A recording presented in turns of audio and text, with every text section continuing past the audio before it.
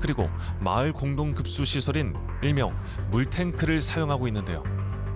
약 10년 전부터 공동 물탱크를 사용하는 집은 약 10가구. 불과 6개월 전까지는 영서 씨도 그중 한 가구였다는데요.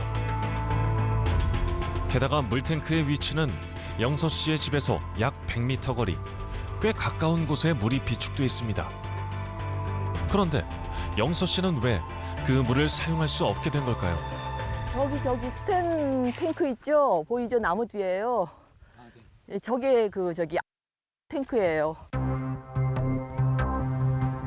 약 50톤의 물탱크, 50가구 이상이 사용 가능한 양이라는데요. 지금 이게 원래 이제 군에서 작년 12월 달에 이게 설치를 해준 거예요. 이거 지금 이게 저희 집으로 내려가는 밸브인데요. 그런데 밸브통이 잠겨 있습니다. 이게 그럼 키는 누가 가주신 거예요? 지금 누가 갖고 있는지 아무도 몰라요. 물탱크 안에 지하수 사용을 희망하는 주민이 없어 연결 밸브를 폐쇄한다는 경고문. 물이 없어 쩔쩔매는 주민이 바로 여기 있는데 어째서 사용을 희망하는 사람이 없다고 말하는 걸까요?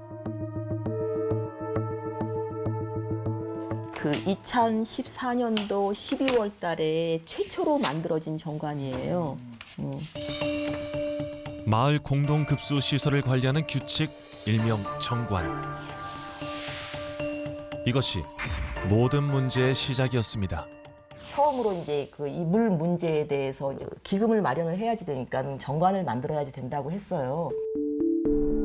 물탱크를 사용하는 약 10가구의 주민들은 모임을 만들어 일명 물반장을 뽑고 전기세와 관리비 등을 거둬왔는데요. 원주민 중에 한 명이 이를 문서로 만들자 제안한 겁니다. 이 주민이 급수를 원할 경우는 입회비 200만 원을 운영비로 납부하여야 하며 부정할 경우는 급수 제한을 원칙으로 한다. 이렇게 되어 있어요.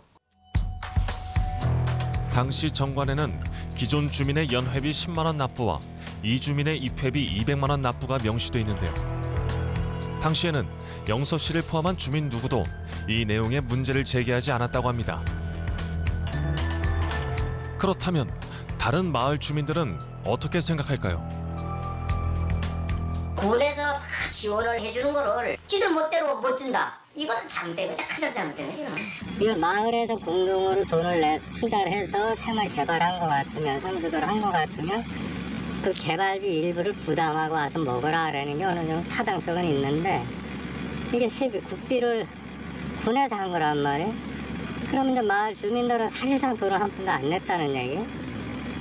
그런데 그걸 먹으면서 들어오는 사람한테 앞으로 너 고장 날지 모르니까 돈 내고 먹어라.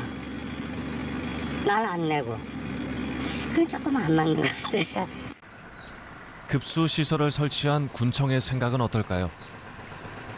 마을에서 그 가입비를 받는 이유가 관로라든지 급수 탱크 청소라든지 이런 걸 계속 주기적으로 교체를 해주고 이런 거를 기존에 관리를 했기 때문에 부담을 같이 하자 이런 의미로 지금 마을에서 각출하는 걸로 그렇게 알고 있거든요. 근데 해당 읍면사무소에서 운영하는 것까지는 개입을 사실 감나라 배나라 하기는 좀 그렇거든요. 처음 입회비 문제가 불거진 것은 정관이 만들어진 뒤 홍영자 씨가 이사를 오면서부터입니다. 마을의 첫 입회비 납부 대상이었기 때문인데요. 당시 물반장이던 김대식 씨가 홍 씨에게 입회비를 요구했답니다. 그분이 8, 9, 10, 11, 12, 5개월이네요. 5개월 동안 그분이 이제 그 돈을 받지 못했기 때문에 그 이듬해 제가 물반장이 되면서 그것이 이제 자연히 저의 문제로 넘어오게 된 거죠. 입회비를 낼 수 없다는 이주민 홍 씨와 누구도 예외를 둘 수 없다는 원주민들. 영서 씨는 계속해서 양측의 입장을 전달해야 했는데요. 중재를 하려고 많이 그러니까 노력을 했거든요. 그럼에도 불구하고 저까지 마치 내가 중재를 하는 것이 그 사람 편인 것처럼 그렇게 오해를 해서 제가 완전히 그러니까 공공의 적이 된 거예요. 그 다음부터요.